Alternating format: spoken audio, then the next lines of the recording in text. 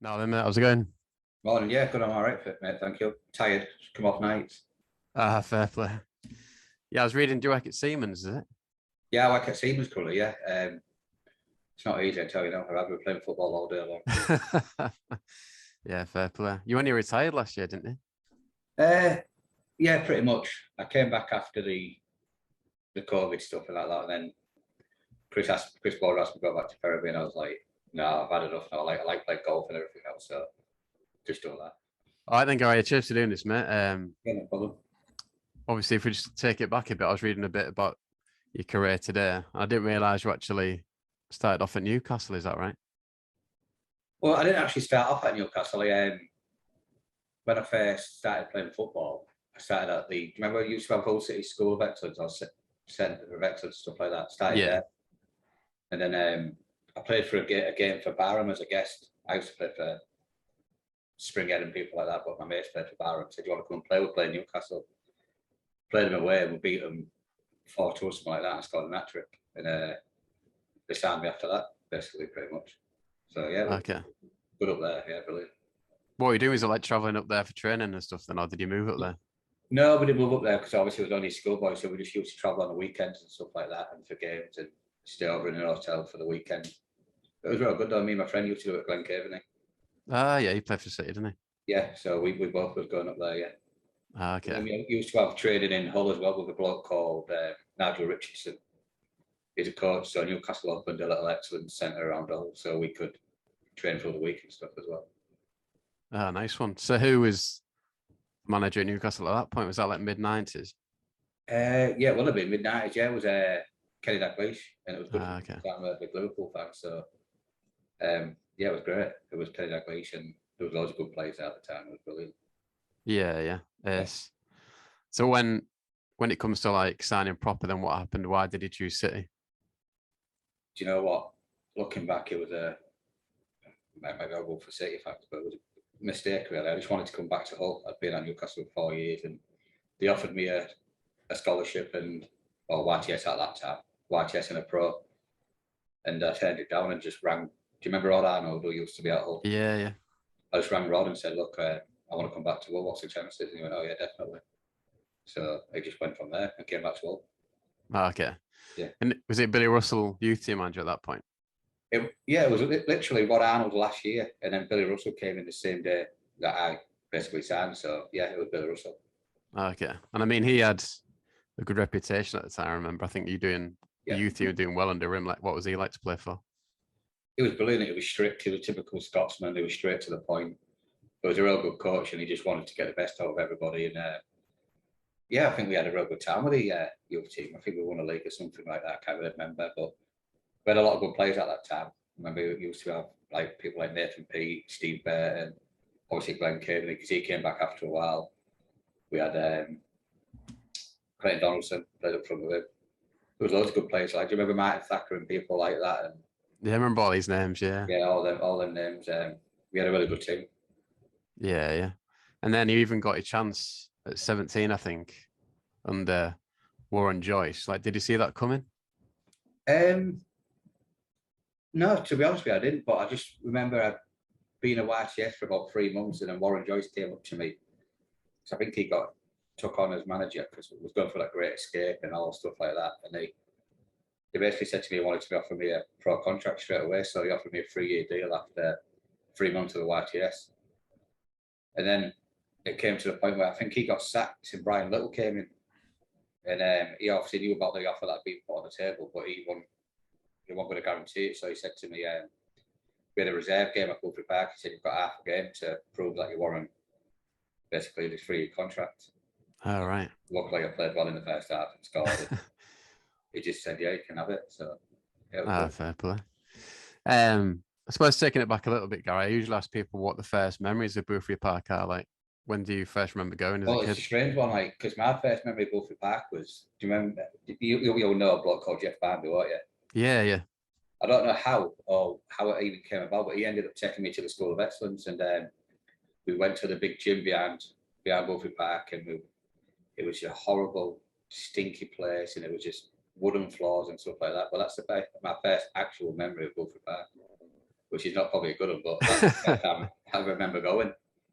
Yeah, I remember that gym with all like the massive rivets in the floor. Yeah, we used to have goals painted on the wall. It wasn't nothing like it is now. Proper old school. Yeah. I mean, were you City fan growing up then, or were you more Premier League No. based? No, I've never been a City fan. Everyone says that. How can you play for City or be from Hull and not support City? But again, I think my dad bought me my first Liverpool shirt when I was about 3, and I've just supported Liverpool ever since. I mean, I Yeah, always fair keep an play. eye on City, like see how they do well. And I know I know Jacob plays from now, obviously, because of I played with his dad and stuff like that.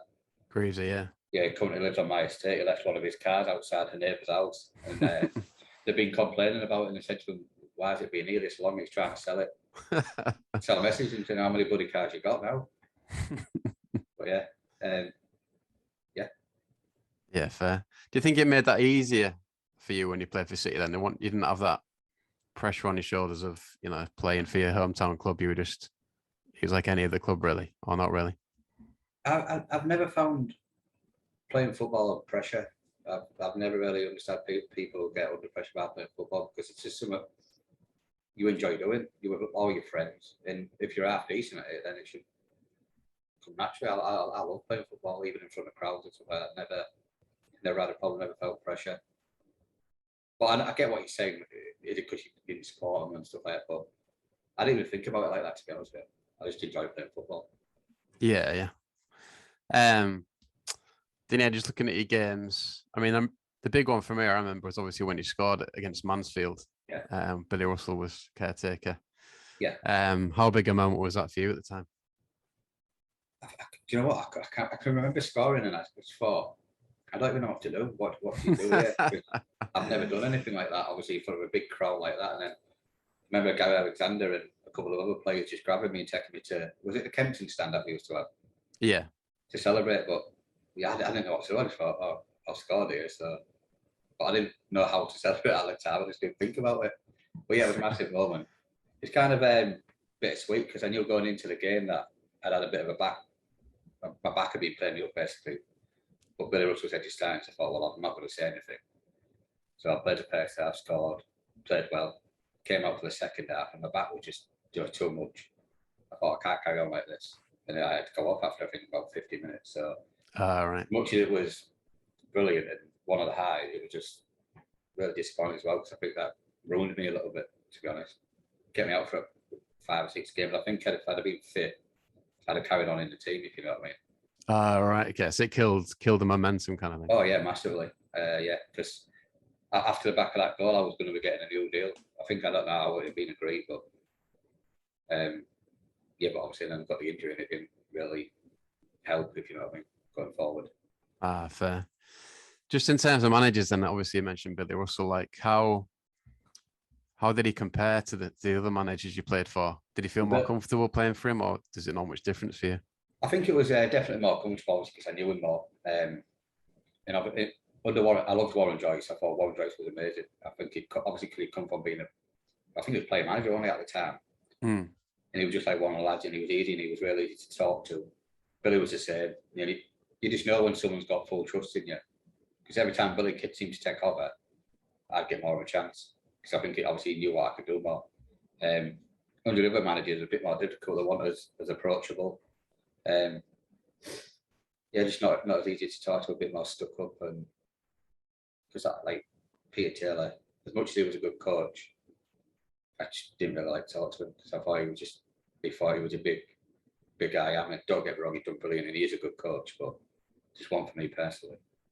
Yeah, fair. What about, not really talked much about Jan Molby on the podcast, but I've heard obviously mixed reviews about what you hear about him. What was he like? Yeah, again, he was another one. He was a funny character, unbelievable player in training. Even though he was a big round ball, he could still ping a ball, and he was good. But I remember tackling one time in training, because I was just young, energetic, didn't care who anybody was, and I went through him in training and just went crazy, just elbowed me and everything. Said, "Don't you ever do that again." Wow. But yeah, it was Jan Molby, there was Brian Little, there was Peter Taylor. I can't remember who else. We had Warren Joyce, Billy Russell. I think it was about 5 different managers. Yeah, I think that's out of all of them, Billy Russell and Warren Joyce I preferred more than anybody. Brian Little was all right, but yeah, just me personally, that's what I preferred. Yeah, yeah. And I mean, you had a few games under each manager, really. Yeah. Yeah. Yeah.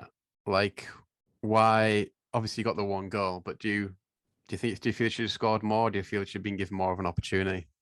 I definitely think it should have been given more of an opportunity, yeah, because do you know what it was? I think they were scared because I'm young, obviously, and they want experienced pros and stuff like that. But to me, even at that age, I thought I can do a job here.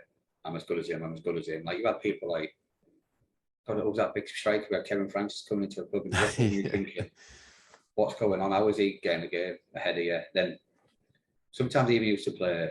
Is it Matt Bloomer?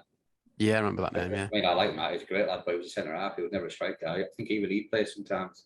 All right. In games, and I'm like, what's going on here? But I think it was awkward to my age and stuff like that. Maybe they just didn't trust someone young to do the job. And what about the other? Yeah, you mentioned a few of the strikers, like Scary Alexander. Like who did you look up to in the team? Was there anyone that was particularly good with you in terms of like, putting around you kind of thing? It was all good, to be honest with you. The strikers were great. I got on with Gary Alexander real well, David Brown, Jamie Wood, all them. But out of all of them, like obviously Fido Whitmore. Yeah. But the people I kind of used to look up to was for finishing wise and thinking, oh God, they're good, they can do it, was Alexander, David Brown. Their finishing was unreal, I thought. Me personally watching them in training. If you were to look at them and think, oh yeah, they can finish, I'd like to do a bit of that. But I thought I could finish. So as much as I looked up to them, I thought I can do that as well. Yeah. But there was a lot more experience. They had a lot more games, Football League wise. There was always going to get a chance more than me. Yeah, but I was talking about this one recently about mentality, and you saying you always backed yourself, then you always had that self belief.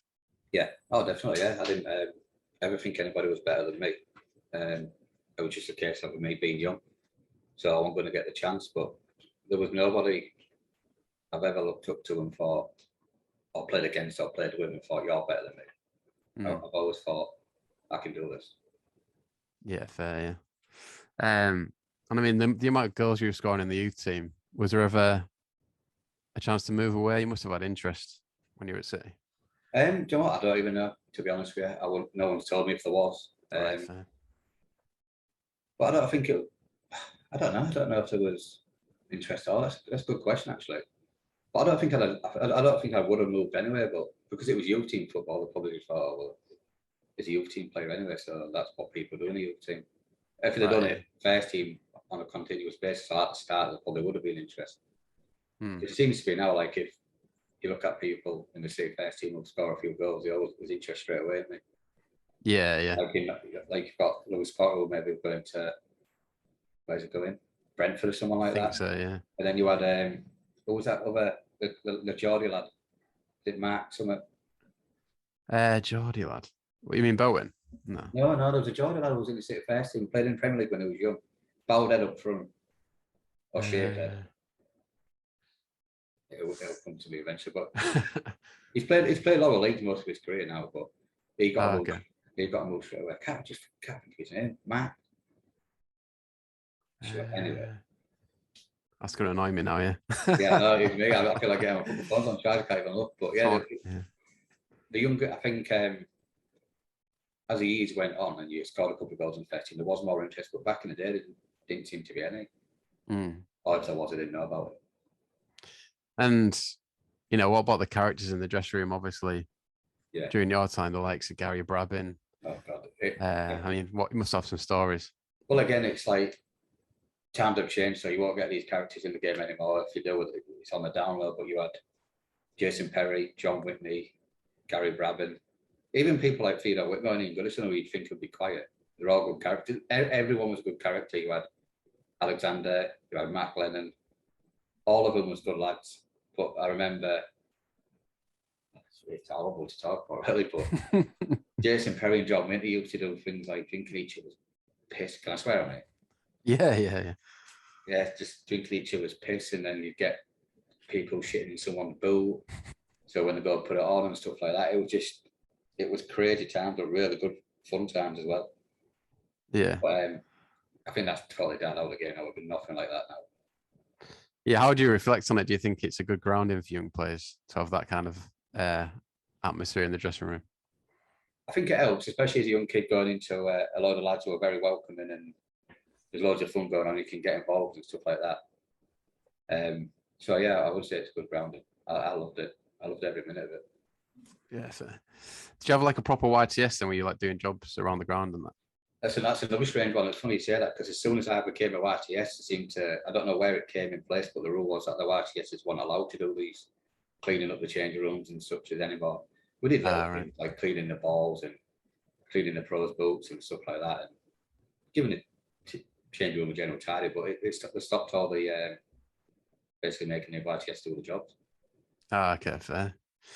And then yeah, you mentioned Peter Taylor, and obviously he was the last manager you played for at City. Like, what can you remember what happened at the end, really? Yeah, because he sent me out on loan at Scarborough, and I really didn't want to go to Scarborough, but he said, "Oh, you can go there for a few games." And I was there under Russell Slade. Well, obviously he went on to do well, but I just didn't want to be there. And I think I kind of fell out of love with the game for a bit at that time. And I didn't have a bad attitude as such, but I rang Russell Slade and just said we had a game away right down south or something like that. I thought I didn't want to go. So I just rang him and said, I'm not coming. He said, "What do you mean?" I said, I'm not interested. I don't want to play football anymore, basically. And obviously went back to Peter Taylor, and obviously he wasn't happy. He wasn't happy at all, but I had 6 months left on my contract, something like that. And he said, "Oh, I don't know if we're going to be offering a new deal." And I just said, "Well, I'll save you the trouble. I'm not really bothered about playing football. So we'll just leave it there if you want. You can let me go now." And he went, "Yeah, all right, that's fine. We'll let it go." So I thought, that's it. He said, "Don't come training and stuff like that." So I was like, "Yeah, no worries, not a problem."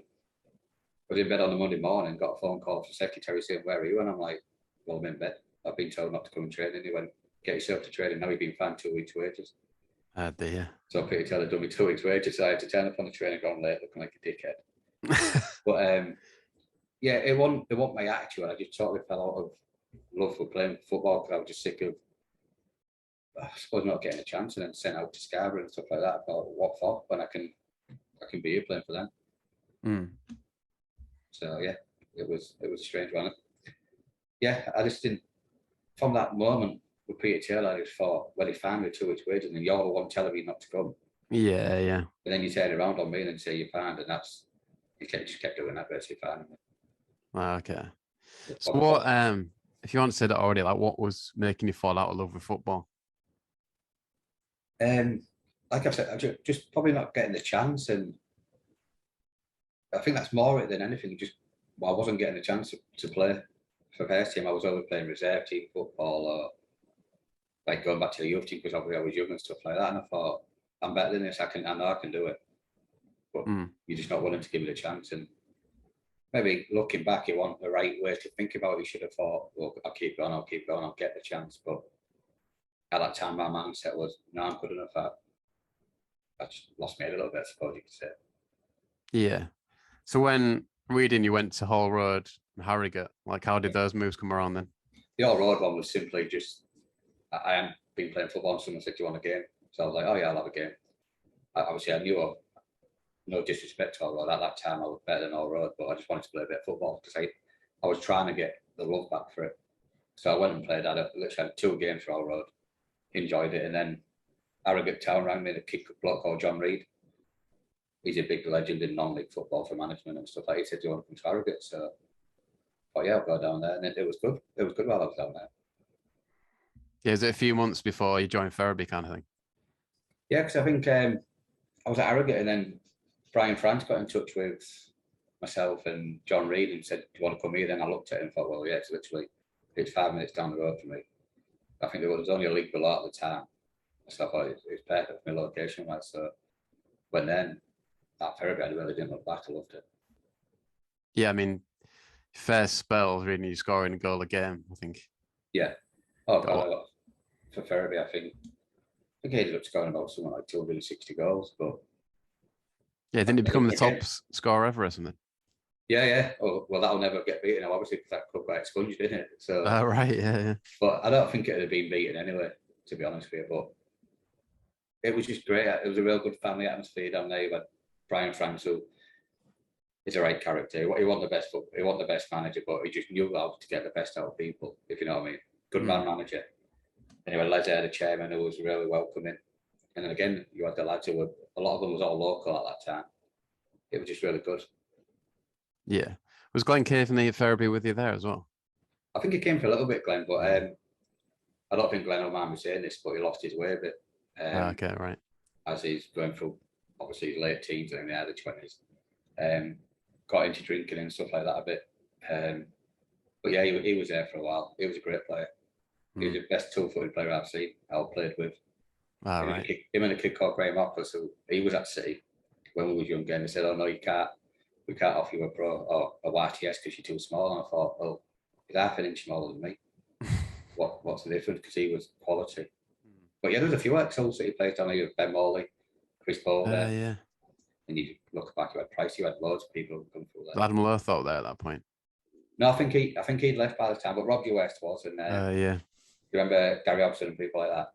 Yeah. Steve Fisher, all them old ones. There was all that. Me and my dad used to come watch it during that time. I remember a play called Nathan Stead being pretty good. Yeah. I mean, I know Steady as a person, but I didn't know him as a player. But I spoke to one of my best mate footy. He played with him, and he said he was a really good player. Was he an ex-Hull player as well? I think he might have been a youth player at City, but yeah, he never really. Well, I've heard things like, remember a bloke called Dave Bond who used to write for the paper? No, I don't. No, sorry. He said something like he got Nathan Stead a trial for Burnley once and he just couldn't be asked to go. Really? So I think maybe just enjoy playing. Yeah. For the fun of it, maybe. Yeah. That's what it came to in the end. In the end, I just wanted to play and enjoy it, and enjoy everything about it, and that's why it was so good at Ferriby for me. But you did enough to get a chance at a Football League game with Cheltenham, didn't you? Like, what was the story with that? Yeah, I had 3 different clubs to go to. It was York City, Cheltenham, and I can't remember the other clubs, to be honest. I think it was a League 2 club. But I spoke to John Ward, who was the Cheltenham manager at the time, and it was just a good opportunity to go play somewhere different. I don't know how it came about. I must have been scoring goals for Ferriby, and the dad scouts looking at me and stuff like that, and said, "Do you want to come and have a trial?" We went up and played at Swindon's ground. Played Swindon, we beat them. I scored, and they offered me a year deal then. Okay, so and then I was reading, you got sent off in one of your first few games. Yeah, it was never a sending off. It's absolute joke. Basically, I came on as a sub. The left back's gone to clear the ball. I've just obviously, where you put your foot and turn your back a little bit. He's gone through and kicked my foot, and I've been sent off because he reacted. It was a kid called Gareth Jellyman, I don't remember it. He just reacted so bad and started grabbing me and stuff like that. And you know how it goes then, and the referee just sent us both off. Never a red card, mental. Okay. Did that kind of, like you said about after the Mansfield game, that kind of kill your momentum at Cheltenham a bit? Obviously, yeah, it didn't help straight off. One on your day, you getting sent off after 20 minutes. All my mates came down to watch me, and I travelled 3.5, 4 hours, and went, "You've been sent off after 20 minutes. What was the point?" And I'm like, "Well, yeah, you can never a red card though." But yeah, going to Cheltenham, when I first went there, I had a little groin strain, but again, I didn't say anything. We did a little kind of a small medical, what you want to call it. But I just said, "I've got a little groin strain. That's all I think it is," and that was it. But going through training every day, and I was like, "God, this is killing. It's getting worse." Every time I was striking the ball, I thought, "What's going on?" Ended up I had a double hernia. Oh, right, shit. On both sides. So again, like, you'd be training for a few days and you have to pull out. Then you have to miss a game, and that's bad luck, I suppose. Yeah. But it was good. It was good down there. Good area. Nice place to live for a while. Okay, we were there for about a year or something.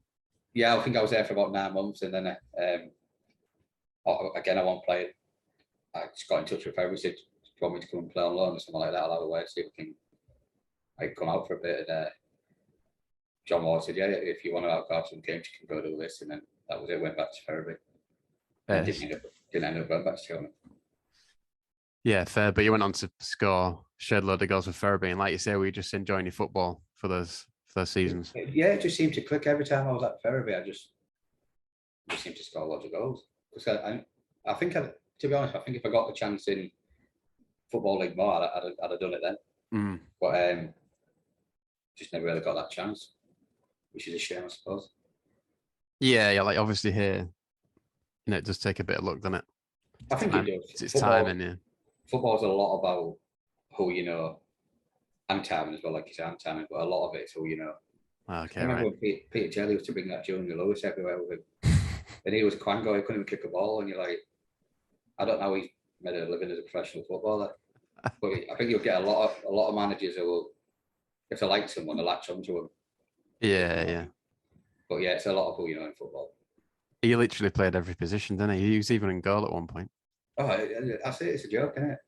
You got Leicester with him and then you end up at all, and you. I didn't even play with him at Hull, I don't think, but I watched him and I thought, God, you're crap. I think there's a lot. Honestly, I think there's a lot of footballers playing in the football league even now. I think it's crap, but it's all you know, and you get the chance. And as long as you kind of a steady Eddie, you'll be all right with them. Yeah, yeah. So I'm reading as well that you ended up back at Scarborough at one point under a charismatic manager, apparently Rudy. Oh, Funk. the Rudy Funk, yeah, he was a right character, Romanian Rudy. But yeah, was at Ferriby, and I'm quite loyal to my mates, and Chris Boulder and Paul Foot at the time. We just won a treble.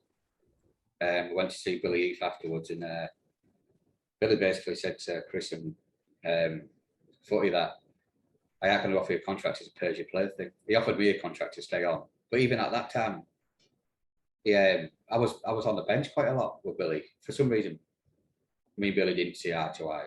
He was playing. Do you remember Ryan Kendall and stuff like that? Yeah, I remember the name. Yeah. Yeah, and Anthony Wilson, and don't get me wrong, they did well. They did brilliant. They scored a lot of goals, but went into talk with Billy, and he said, "Oh, I don't think you did enough last year and stuff like that, but I'm going to offer you a contract." And I said, "Hang on." I said, "You started me 27 times last year." They went, "Yeah." I said, "I scored 26 goals." So I said, "How have I not done enough?"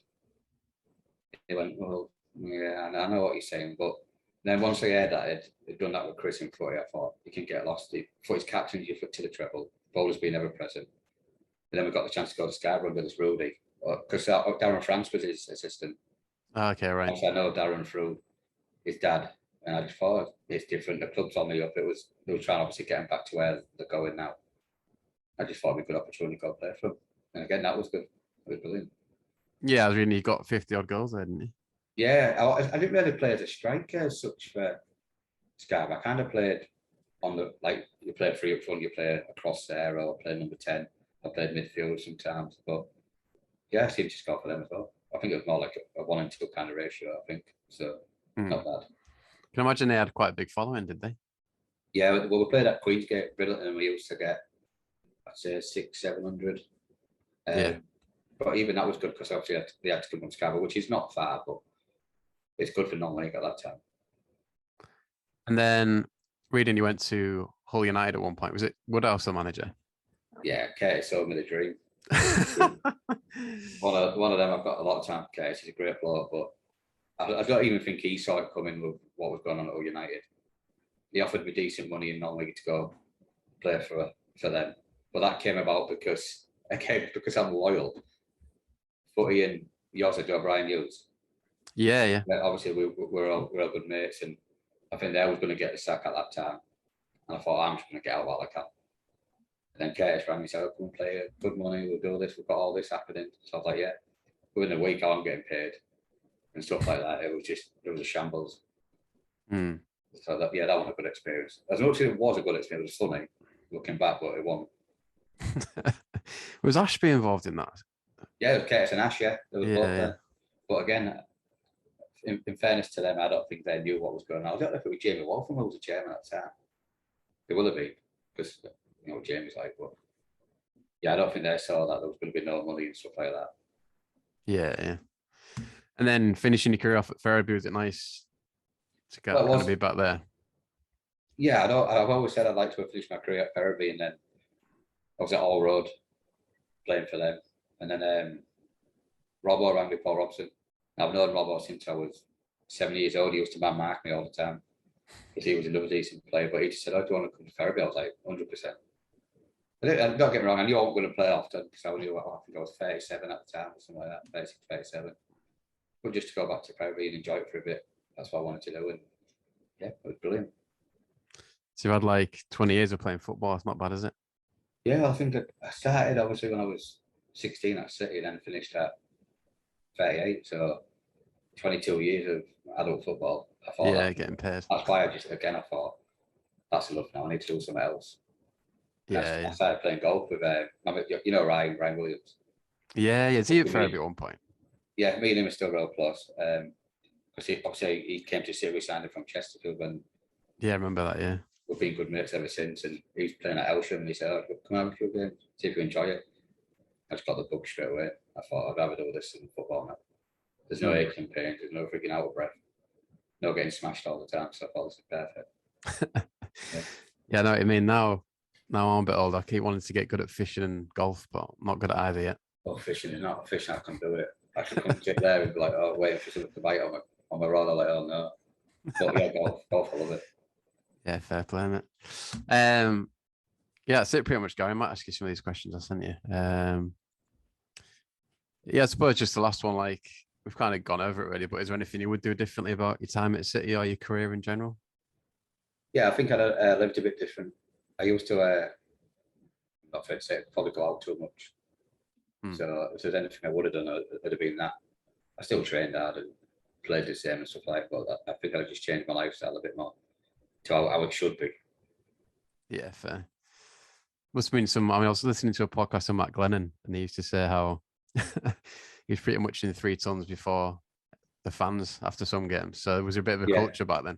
Oh, it was a massive culture, like Matty Glennon, Pricey, Gary Alexander, Laurie Dudfield, all of them. It was like, I think it was back then though. Back in the day, football was like that. Yeah. Whereas now it's just 10 total 360. No one does it really now. Or the lads that live a bit differently, don't they? Yeah. I mean, someone on Twitter did ask the life of Brian, said, did you prefer LA's or Boom Bar? LA's, but even then you used to stick to the floor all the time.